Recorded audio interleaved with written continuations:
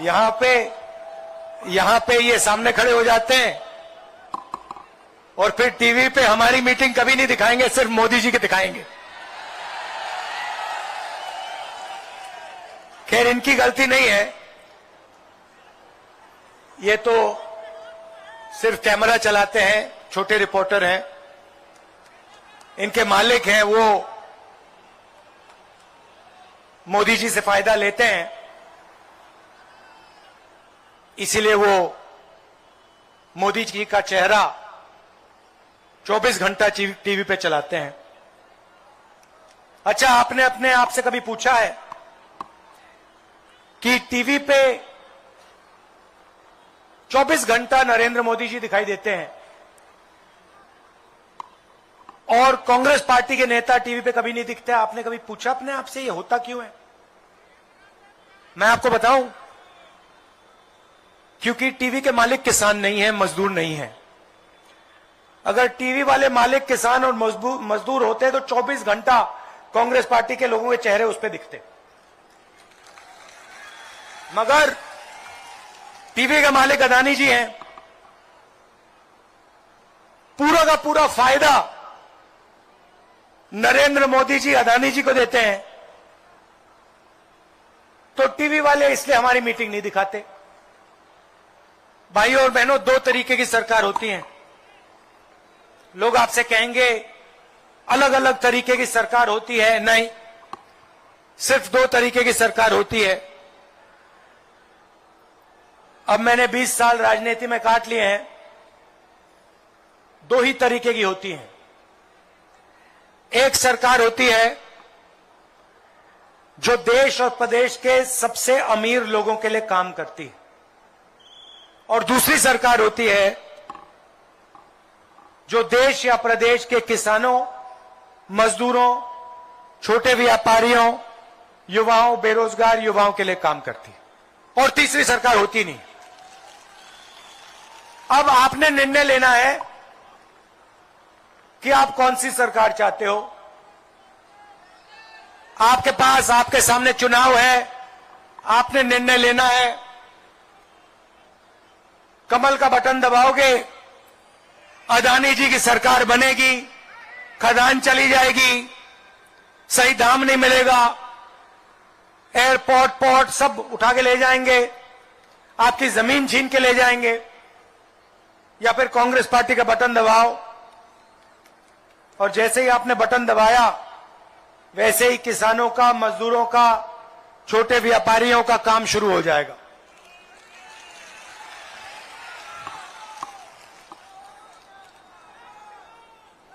मोदी जी ने आपसे 15 लाख रुपए का वायदा किया था, याद है आपको? याद है? काले धन मिटाने का वायदा किया था, याद है? वायदे पूरे किए?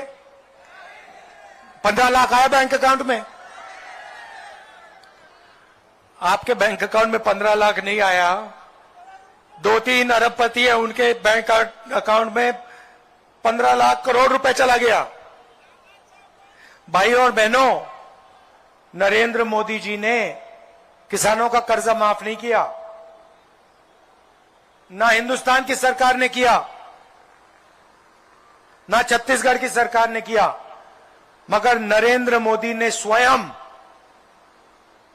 14 लाख करोड़ रुपए 14 लाख करोड़ रुपए हिंदुस्तान के सबसे बड़े 2-3-5 अरबपतियों का माफ किया है।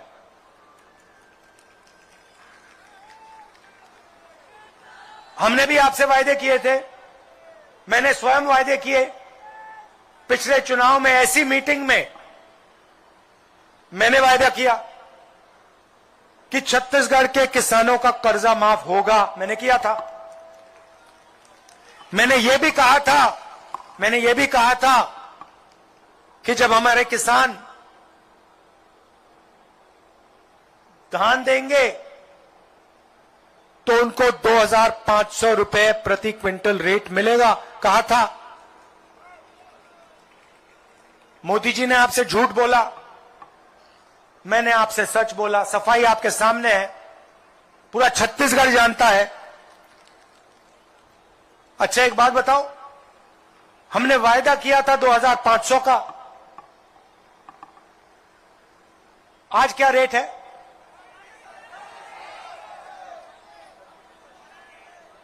$2600। हमने 2500 कहा, अब 2640 है। आपने हमें यह तो नहीं कहा कि भैया इसको बढ़ाओ, कहने की जरूरत ही नहीं रही, हमने बढ़ा दिया। क्यों? क्योंकि हम आपकी आवाज को सुनते हैं, जो आपके दिल में हम वो समझते हैं। और आज मैं आपको दो चीजें कह रहा हूं, किसानों को, छत्तीसगढ़ के किसानों को दो चीजें कह रहा हूं। आज ये 2640 है, आने वाले समय में ये 3000 हो जाएगा। और ये बढ़ता ही जाएगा, ये बढ़ता ही जाएगा। और जैसे हमने पिछली बार कर्जा माफी की बात कही थी, चुनाव खत्म होते ही, कांग्रेस पार्टी की सरकार बनते ही पहली कैबिनेट मीटिंग में फिर से कर्जा माफी हो जाएगी। भाइयों और बहनों, हम चाहते हैं कि प्रदेश का पैसा गांव में जाके खर्च हो। मोदी जी अदानी जी को पैसा देते हैं, अरबपतियों को पैसा देते हैं, उस पैसे को ले जाते हैं अमेरिका, ले जाते हैं जापान, ले जाते हैं, वहां पे घर खरीदते हैं, हवाई जहाज खरीदते हैं।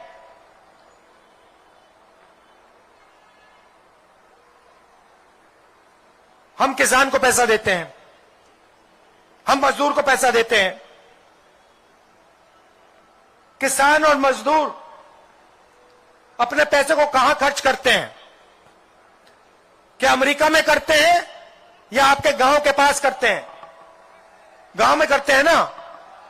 तो जैसे ही हम किसान के जेब में पैसा डालते हैं, मजदूर के जेब में पैसा डालते हैं, वैसे ही वो जाके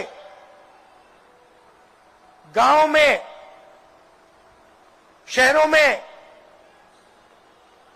पैसा खर्च करते हैं।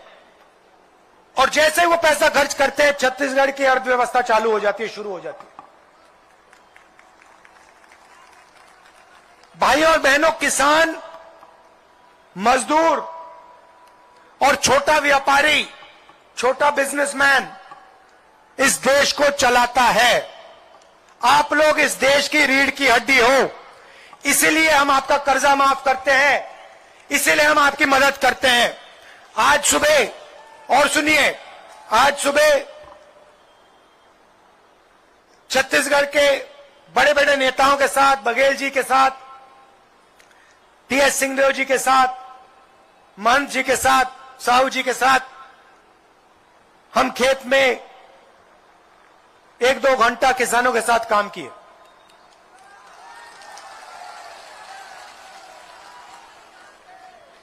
धान काटा और फिर किसानों से हमने बात की, मजदूरों से बात की। 20-25 किसान थे। मैंने उनसे पूछा, भैया कैसा चल रहा है? साफ उन्होंने कहा, देखिए राहुल जी, ऐसी सरकार हमने कभी पहले देखी नहीं है। इस सरकार ने जितना हमारे लिए काम किया है, किसी और सरकार ने हमारे लिए काम नहीं किया। 2500 में कर्जा माफी में एक और चीज जोड़ देता हूं, 23,000 करोड़ रुपए किसान न्याय योजना में 26 लाख किसानों को इस सरकार ने दिया है। सीधा छत्तीसगढ़ के शहरों में, गांव में डायरेक्ट ये पैसा डाला है और इससे पूरे छत्तीसगढ़ को फायदा हुआ है, छोटे व्यापारियों को फायदा हुआ है। मगर जब मैं मजदूरों से बात कर रहा था तो मजदूरों ने मुझे एक बात कही, कहा कि देखिए राहुल जी, आप हमें 7,000 रुपए देते हैं, साल के 7,000 रुपए देते हैं, 5 लाख मजदूरों को इस सरकार ने फायदा पहुंचाया है। मगर आप एक काम कीजिए, आज सुबह हमें बताया, प्रेस वाले जाके उनसे मिल लीजिए, पूछ लीजिए। आज सुबह उन्होंने हमें बताया कि देखिए ये जो 7,000 रुपए ये थोड़ा कम है। मैंने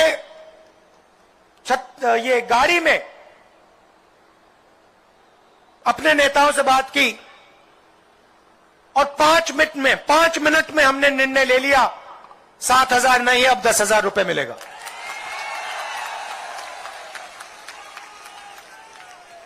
मतलब 10 मिनट नहीं, 5 मिनट में ऑर्डर दे दिया, भैया 7,000 नहीं, 10,000।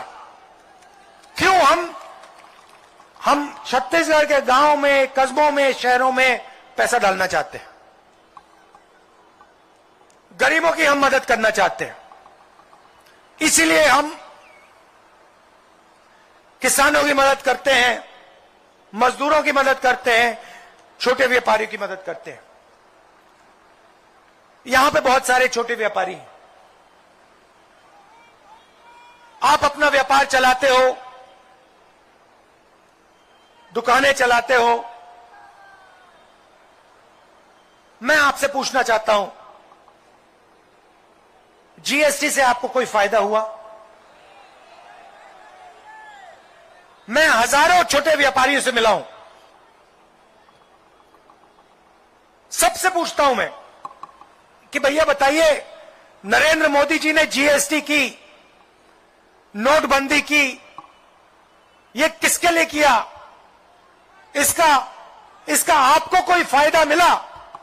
सारे के सारे कहते हैं नरेंद्र मोदी जी ने ये काम अदानी जैसे लोगों के लिए किया है, हमारे को इससे कोई फायदा नहीं मिला, हमें सिर्फ नुकसान है, नुकसान है, नुकसान है। इनकी योजनाएं देख लीजिए, जीएसटी, नोटबंदी, किसान बिल, सारी की सारी योजनाएं गरीबों को चोट लगाती हैं। सारी की सारी योजनाएं अदानी जी जैसे लोगों को फायदा पहुंचाते हैं। अदानी जी को देखिए, एयरपोर्ट उनके पास, बंबई का एयरपोर्ट उनका नहीं था। बंबई के एयरपोर्ट के मालिक पर सीबीआई की इंक्वायरी हो गई, ईडी की इंक्वायरी हो गई। 2 मिनट में उसने कहा भैया ये लो एयरपोर्ट, अदानी जी को हो गया एयरपोर्ट। सारे एयरपोर्ट्स उनके हाथ, सारे पोर्ट्स उनके हाथ, किसान बिल उनके लिए। विदेश में सबसे जरूरी फाइनेंशियल अखबार है, दुनिया का सबसे मशहूर फाइनेंशियल अखबार है, वो कहता है कि नरेंद्र मोदी जी ने अदानी जी की मदद की है। और उन्होंने सवाल पूछा कि अदानी जी के पास 20,000 करोड़ रुपया जो विदेश में है वो कहां से आया? कोई जवाब नहीं। भाइयों और बहनों, मैं आपको बताता हूं, मदद किसने की? मदद अदानी जी की, नरेंद्र मोदी जी ने की। पैसा कहां से आया? आपकी जेब से आया। लाखों करोड़ रुपए जीएसटी आप देते हो, किसान देता है, छोटे व्यापारी देते हैं, आपका कर्जा माफ नहीं होता।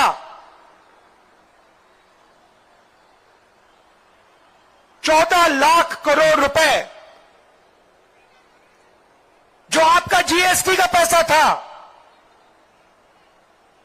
उससे नरेंद्र मोदी जी ने हिंदुस्तान के सबसे बड़े अरबपति अदानी जी जैसे लोग का कर्जा माफ किया। मोदी जी कहते हैं कि वो ओबीसी के लिए काम करते हैं।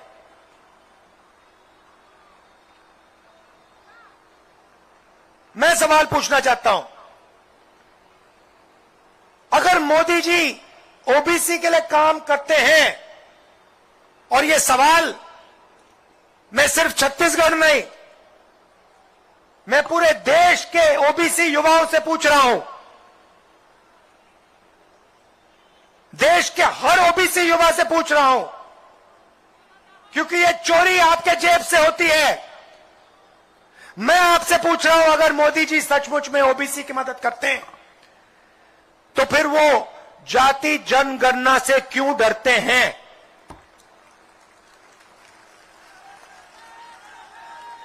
वो देश को ओबीसी की सच्ची आबादी क्यों नहीं बताना चाहते? भाई और बहनों, हिंदुस्तान को 90 अफसर चलाते हैं। Secretary to government of India और कैबिनेट सेक्रेटरी 90 लोग हैं। ये लोग हिंदुस्तान के बजट के सारे निर्णय लेते हैं। मनरेगा में कितना पैसा जाएगा, शिक्षा में कितना पैसा जाएगा, आदिवासियों को क्या मिलेगा, ट्रेनिंग में कितना पैसा जाएगा, स्वास्थ्य में कितना पैसा जाएगा, ये सारे का सारा ये 90 लोग निर्णय लेते हैं। इनको हम secretary to government of India कहते हैं, आईएएस के अफसर हैं। ये लोग लाखों करोड़ रुपए के निर्णय लेते हैं। बजट में कोई भी डिसीजन हो, ये 90 लोग लेते हैं। नरेंद्र मोदी जी ओबीसी की भागीदारी की बात करते हैं। मैं आज इस मीटिंग में ओबीसी, दलित, आदिवासी युवाओं से पूछना चाहता हूं, इन 90 अफसरों में से जो हिंदुस्तान के बजट पर पूरे सारे निर्णय लेते हैं, इन अफसरों में से ओबीसी कितने, दलित कितने, आदिवासी कितने?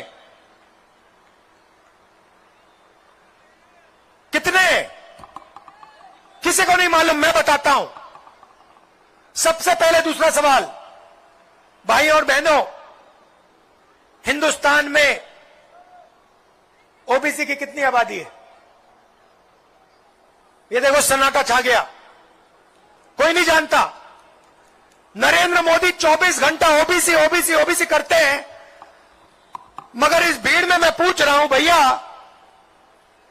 हिंदुस्तान में ओबीसी कितने हैं? कोई जवाब नहीं दे पा रहा। कितने हैं? देखो बिल्कुल सन्नाटा छा गया। अब सुनिए, मैं आपको बताता हूं। हिंदुस्तान में तकरीबन 50% ओबीसी आबादी है। अब सुनिए, मजे की बात सुनिए। 50% ओबीसी, 12 से 14% आदिवासी, तकरीबन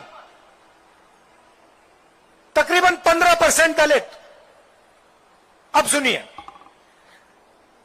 इन अफसरों में से 90 अफसरों में से 3 अफसर ओबीसी के हैं। आबादी आपकी 50% और 90 में से 3 आपके। बात वहां नहीं रुकती। और मजेदार बात सुनिए, हिंदुस्तान का बजट तकरीबन 45 लाख करोड़ रुपए का है। 90 लोग इस पैसे को बांटते हैं।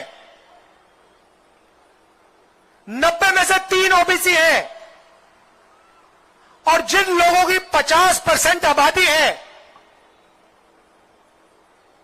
वो सिर्फ बजट का 5% बांटते हैं। मतलब अगर हिंदुस्तान के बजट में 100 रुपए होते तो हिंदुस्तान का 50% ओबीसी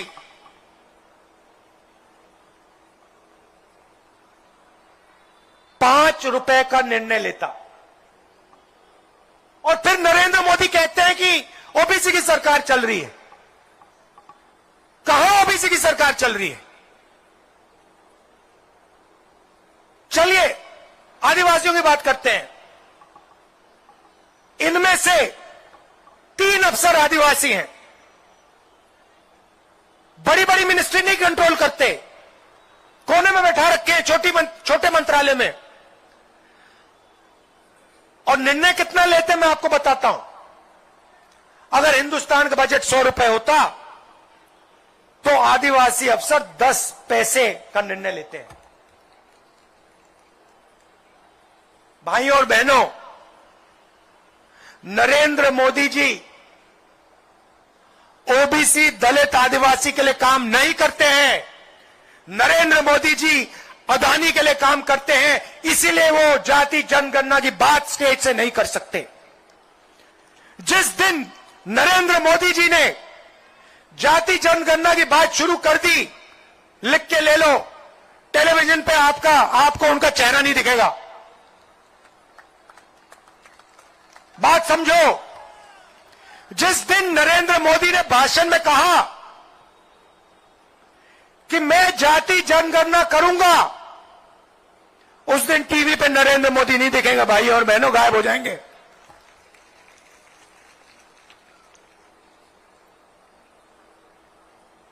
हमने साफ कह दिया है, जैसे हमारी सरकार आएगी दिल्ली में, हमने जाति जनगणना यूपीए के समय किया था, उसके आंकड़े नरेंद्र मोदी पब्लिक नहीं करना चाहते, आपको बताना नहीं चाहते। जैसे ही हमारी सरकार आएगी, पहला निर्णय उसको हम पब्लिक कर देंगे, पूरे देश को बता देंगे ओबीसी कितने हैं, दलित कितने, आदिवासी कितने। और छत्तीसगढ़ में जैसे हमारी यहां सरकार आएगी, जाति का सर्वे होगा, जैसे हम कर्नाटक में कर रहे हैं, राजस्थान में, मध्य प्रदेश में करवाएंगे, वैसे ही हम यहां करेंगे। तब सच्ची आपकी ओबीसी, दलितों और आदिवासियों को फायदा मिलेगा। एक नया चैप्टर लिखा जाएगा हिंदुस्तान के इतिहास में, एक नया चैप्टर लिखा जाएगा। और आपको सचमुच में जो भागीदारी मिलनी चाहिए, दलितों को, आदिवासियों को, पिछड़ों को, जो किसान हैं, मजदूर हैं, छोटे व्यापारी हैं, उनको जो भागीदारी मिलनी चाहिए वो मिलनी शुरू हो जाएगी।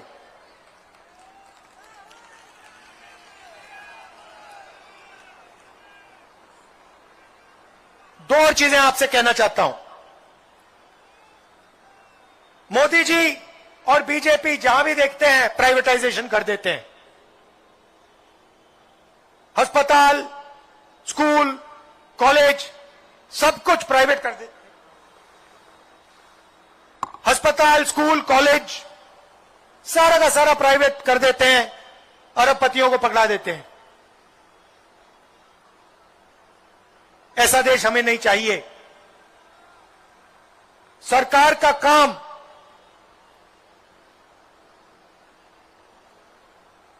गरीबों की रक्षा करने का होता है। सरकार का काम स्कूल, कॉलेज, यूनिवर्सिटी चलाने का होता है। सरकार का काम स्वास्थ्य का होता है। इसीलिए हमने निर्णय लिया है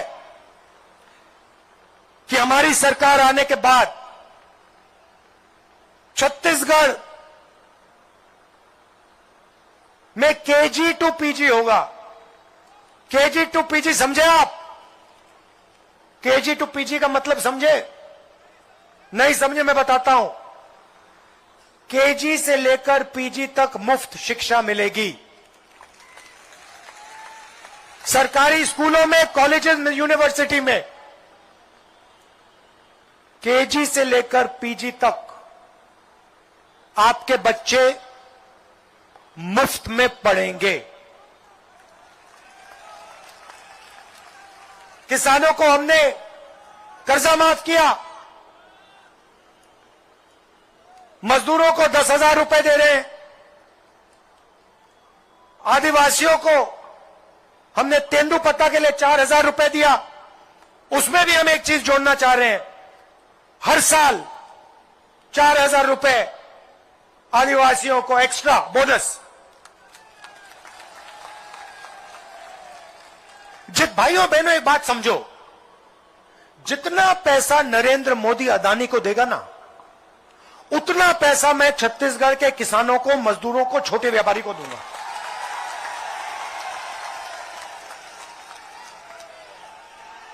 और अभी कमी क्या है, अभी दिल्ली में सरकार नहीं है, अभी हम काम छत्तीसगढ़ में करेंगे, मगर जिस दिन दिल्ली की सरकार आ गई ना, फिर देखना क्या होता है। मजाक बना रखा है। देश किसानों का है, मजदूरों का है, छोटे व्यापारियों का है। ऐसा लगता है कि भैया देश में बस 2-3 लोग हैं, अदानी जी हैं और कोई है ही नहीं। तो जितना पैसा वो उसको देंगे,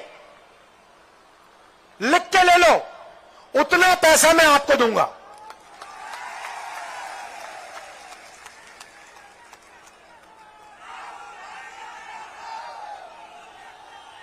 उससे भी पैसा लेके आपको दूंगा।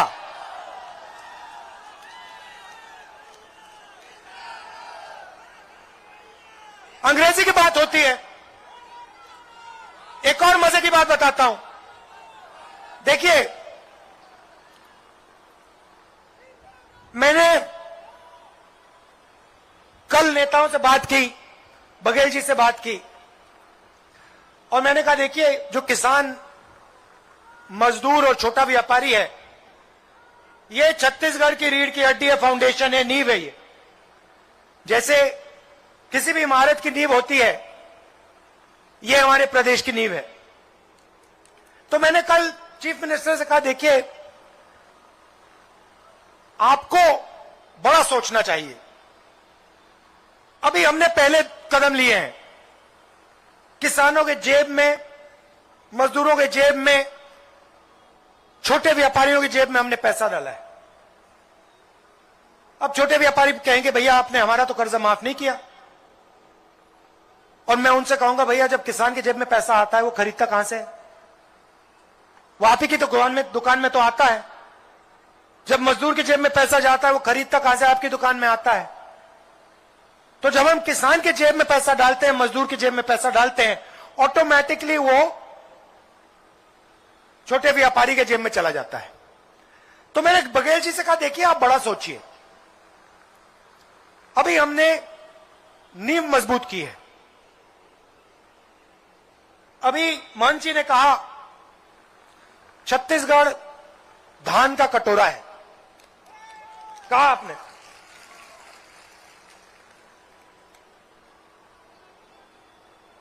हिंदुस्तान का। अच्छा, थाली में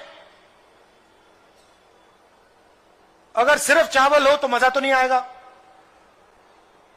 तो कटोरी में सब्जी भी डालनी पड़ेगी,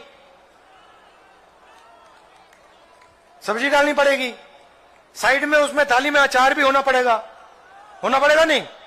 तो मैंने बघेल जी से कहा देखिए आप ऐसे करिए,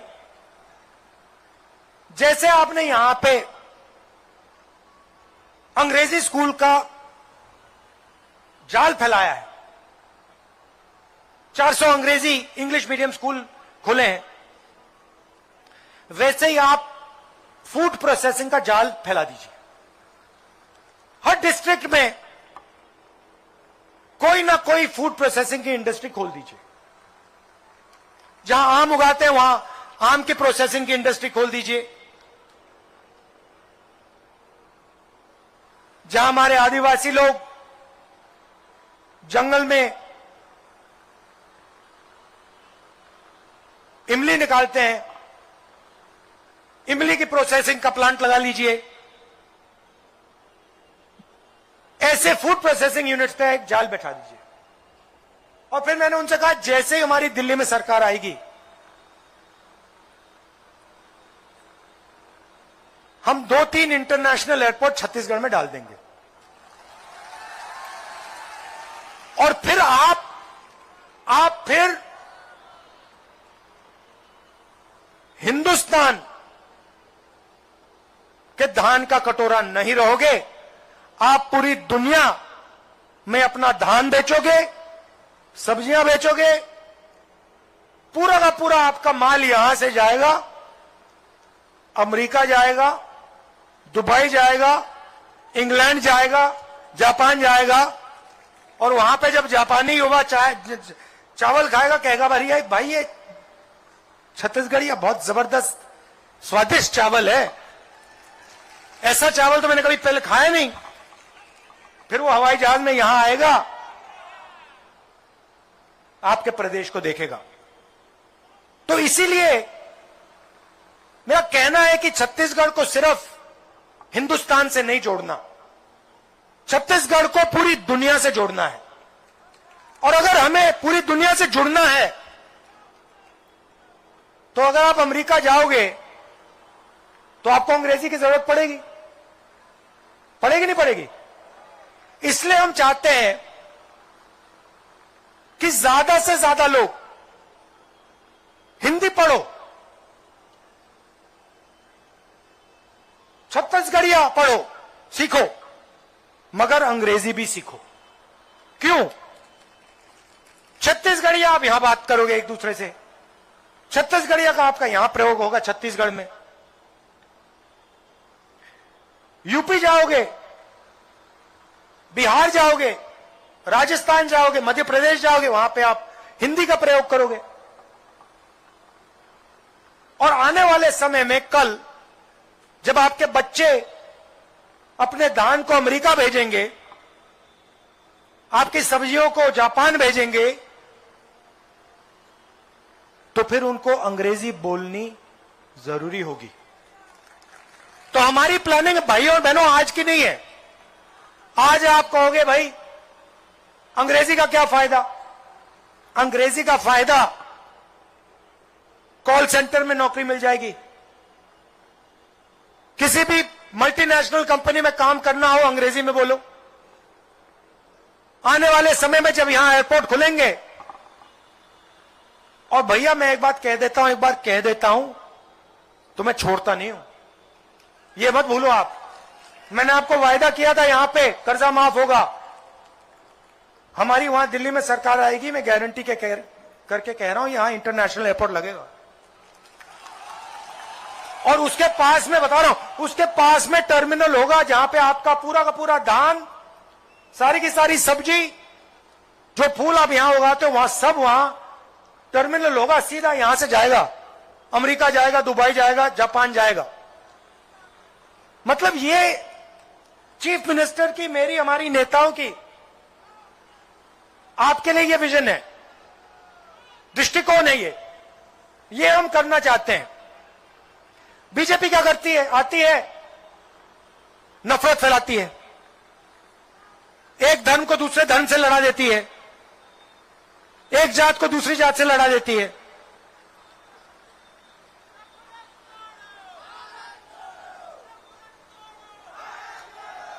नफरत के बाजार में मोहब्बत की दुकान खोलती है कांग्रेस पार्टी। अब आखिरी बात, काफी लंबा बोल लिया मैं, आखिरी बात। बीजेपी के लोग कहते हैं भैया छत्तीसगढ़िया मत सीखो, अंग्रेजी मत सीखो, हिंदी सीखो।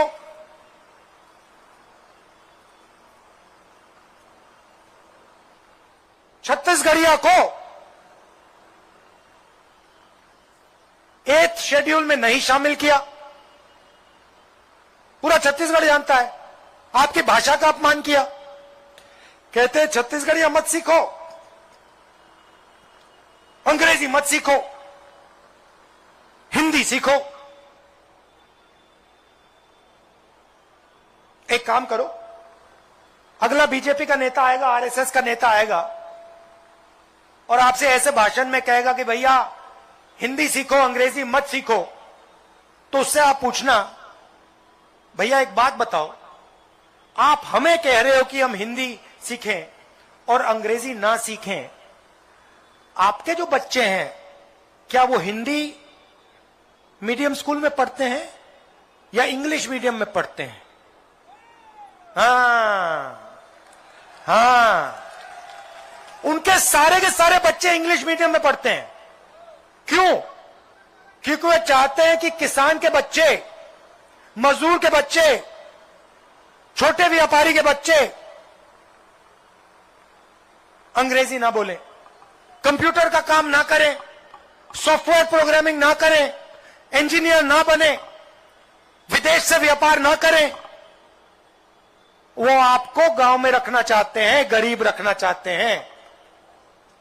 हम आपको पूरी दुनिया में घुमाना चाहते हैं, आपके बच्चों को बड़ा से बड़ा सपना दिखाना चाहते हैं।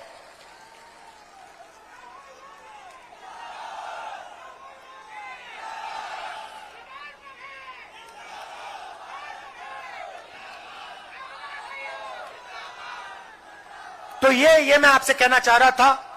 शाम का समय है, दूर दूर से आप आए, इसके लिए आप सबको दिल से धन्यवाद। नमस्कार, जय हिंद।